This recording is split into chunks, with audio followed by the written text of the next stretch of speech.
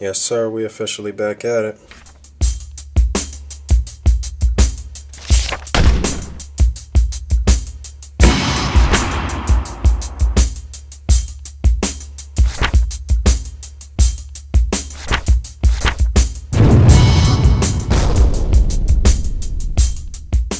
Alright, getting back down to work. I was waiting for a couple of things in the mail. This is my man JD Misc, one of his most recent videos I thought was real dope. Check that out if you haven't. But I got this little workbench in the mail. I'm gonna start constructing a little Punisher or Deadpool like war room or what have you. I've seen a couple of people do that, so I wanna try my hand at it. My man Hazy Zero had a nice video with a little Punisher war room, and it's a fairly new cat out there, Dr. Wolverine, who's got a pretty nice video. I'm gonna try to get him to tack it on to one of the meantime in between time videos. But yeah, so I got the workbench, and I'm gonna start gathering my guns and stuff together. Alright, construction begins. My Punisher or Deadpool or whoever war room. Breaking out the guns. Alright, coming along pretty nicely. A little more progress. Alright, I'm tired. I'm about to go to bed. Just doing some rearranging. I always keep my 90s X-Men together, but I like to just pit them against different villains every so often. Alright, still messing around here, just trying to find a perfect fit for all the weapons and trying to figure out where they go. I just keep rearranging them in a way. Some of the weapons I glue to the side. I know you guys are going to be like, why the hell did you do that? But I mean, I glue them in a way where it's not going to ruin the gate if I want to pull them off. And I only glue weapons that are not really in scale with Marvel Legends anyway, or they couldn't really be held in the hand on one of the figures. I had a whole bunch of weapons from these EVA units, but like I said, I could easily just pull them off. Some of them are just stuck in there. The reason that I glued them though is because originally what I was going to do was put them all on with twisty ties on the other side, but I just didn't really like the way it looked. I just wanted it to look real crispy without you being able to see it like that. So that's the only one that I put on with a twisty tie. I'll probably end up changing that later, but that's just because I'm such a perfectionist and just OCD. But my bell just rang. I got a package I gotta run down. Alright, so my little armory is coming along pretty nicely. Got a decommissioned Xavier chair and a Cerebro helmet, ladder, some stuff from Stark, weapons, Deadpool himself,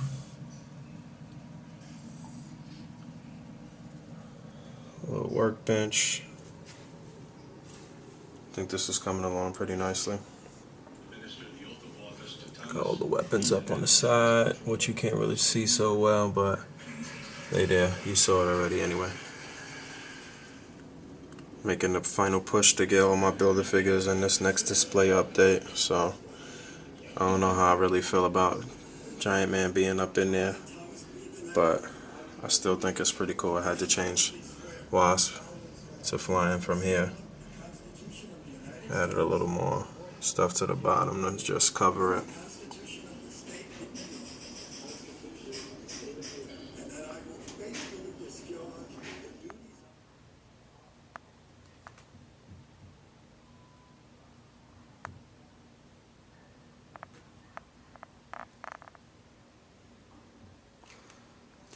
Picked up this Carnage figure today. This is the Hasbro Spider-Man series, but this is just actually a reused Toy Biz mold. This is actually the same mold as the Carnage from the Fearsome Foes box set, but what Hasbro did was painted the tips of his arms and hands and his feet, basically from his calves down to his feet and from about the elbow to the fingertips, painted it black. So it's just a repaint. Real nice mold. I like the articulation on this figure. So like I always say, it's great when Hasbro reuses Toy Biz molds.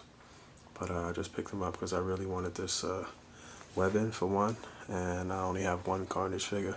If you remember, a long time ago, I had a Carnage figure that was kind of broken, and I used it in a display of Sentry ripping apart Carnage, but I ended up giving that away to Solid for some fodder, so I don't have it anymore, so I needed another one.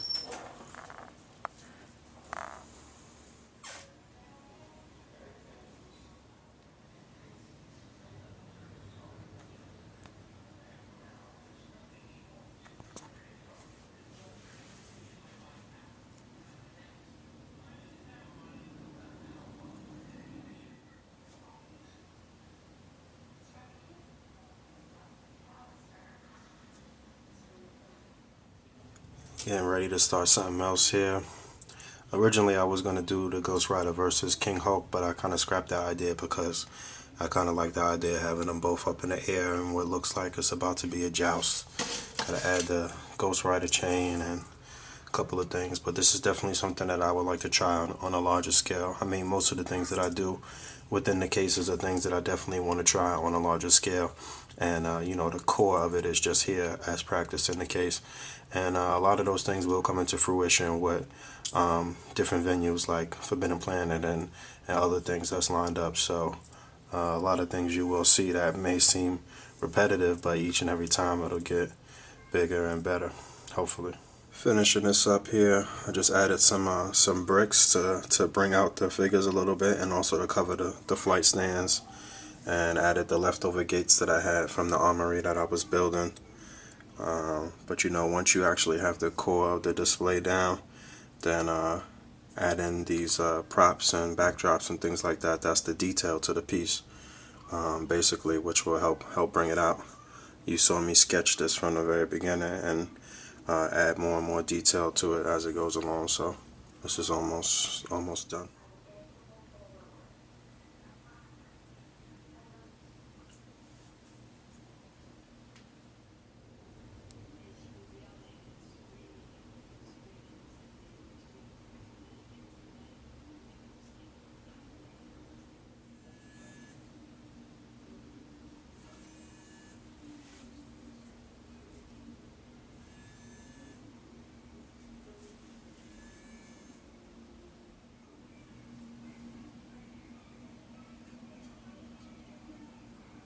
Been thinking about using these for a while for something. These are the little gliders that came with Scarlet Witch and Wonder Man from the Legendary Riders series. See up there. And I really didn't see the point of them packing it with Wonder Man, who's a character who could already fly, and Scarlet Witch, but they remind me of some of the Goblin gliders that Norman was letting some of the Dark Avengers use during that run for some of the guys that couldn't fly. So I've been thinking about messing around with them for a while, so I was just testing it out and seeing how it came out. Just to let you know, this is not a fluke. You know, when I set up stuff, I make sure it's sturdy, and I wait till the next day overnight to make sure that it's really sturdy. So I mean, usually when I shoot Meantime in Between Time, it's over a week's period. When the Meantime in Between Time video goes live, that same day I start shooting footage for the next one. So last night I did the little Captain America scenes that was over like a period of like 20 minutes or whatever. And then this morning I just made sure that he was still sturdy, so in the event that I want to try this again on a larger scale, then I know that it's a sturdy thing. Just hit up the comic book store for the first time in like over a month. I had like mad backtracking to do. Probably the only new thing that I picked up from this week, today, Wednesday, was Thanos Imperative Devastation. This is a one-shot. This is the conclusion to the Thanos Imperative that I've been telling you guys about for a while.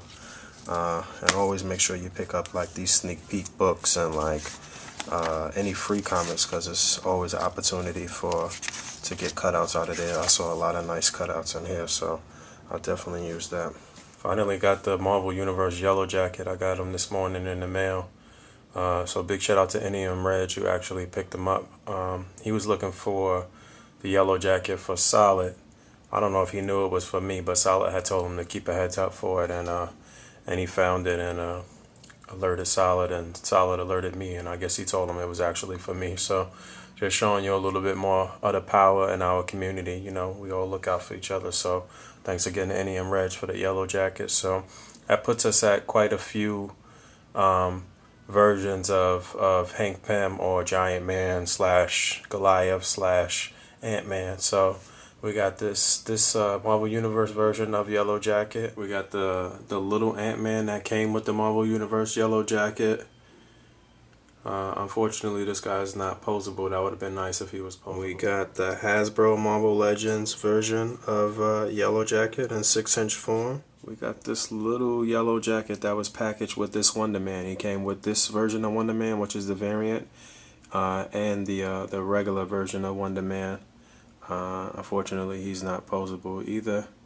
We got the Toy Biz Marvel Legends Goliath, which was actually originally released as a pre-Marvel Legends gift pack, and he was in a red and black. I actually don't have that one. He was recently featured in my man KJ Hulk's contest entry for the battle show. We got Scott Lang Ant-Man. This is actually not Hank Pym, but this is Scott Lang as Ant-Man. But I mean, it could still double as Hank Pym with the helmet. We got the Toy Biz Marvel Legends Giant Man series Giant Man. One of the best Build-A-Figures, probably one of my favorite Build-A-Figures. This little Ant-Man that was packed with the blue and yellow Goliath. That also came with a little tiny Wasp as well. We got the Marvel Universe Giant Man. And I actually got another Ant-Man that's a custom from my man Mike from Apathy Inc. And this was Eric O'Grady Ant-Man, who was actually currently part of the Secret Avengers in a more classic uniform, sort of like I showed a few moments ago with War Machine and Valkyrie. But this is a custom. Alright, this has been another episode of Meantime in Between Time. Don't forget to rate, comment, and subscribe. I kept it kind of light this episode. I didn't do too much or show too much because I wanted to save some things for the next display update, which should be ready by Saturday. So definitely look out for a video from Bug, and also from Red Hawk 80, and also from Solid Snake. So every Saturday, just like we promised, you should see videos.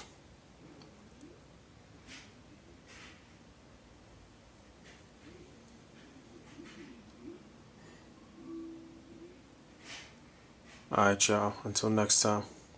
Peace.